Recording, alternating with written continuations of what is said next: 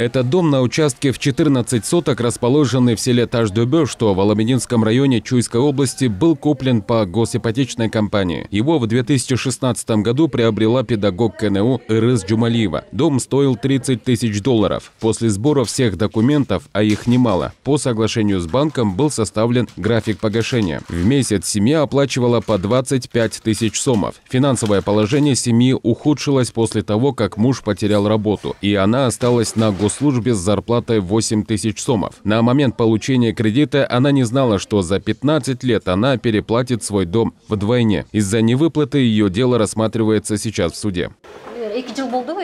Вот мой дом. Я сделала здесь ремонт. В 2016 году, когда покупали этот дом, особо не проверили все документы. Мы думали, что это госипотека, и подвохов быть не должно. Покупали на 2 миллиона сомов. Спрашивали, сколько процентов начисляется. Нам сказали, за 15 лет банк начислит только $3000.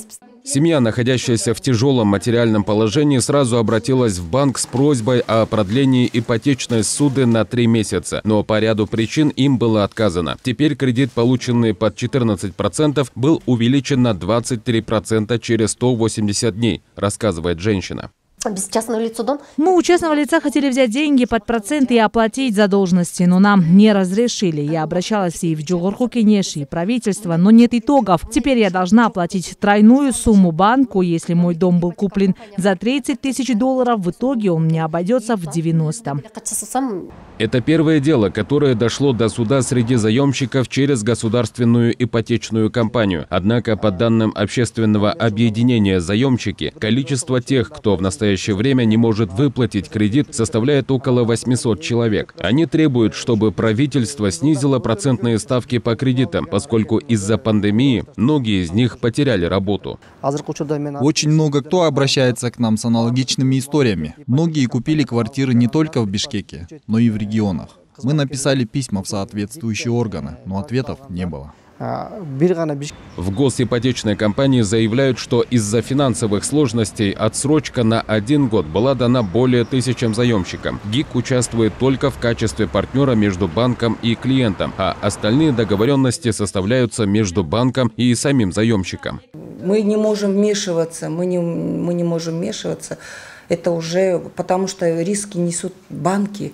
Все кредитные риски несут банки.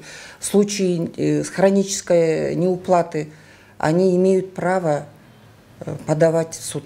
Она добавила, что банк может продлить кредит сроком до 365 дней гражданам, которые не могут его погасить. Для этого заемщику необходимо написать заявление в соответствующий банк и ипотечную компанию. Если он не сможет погасить в течение года, ссуда автоматически переводится в банк, а дальнейшие проценты тоже устанавливаются банком. Деньги, предоставленные государством, будут возвращены ипотечной компании.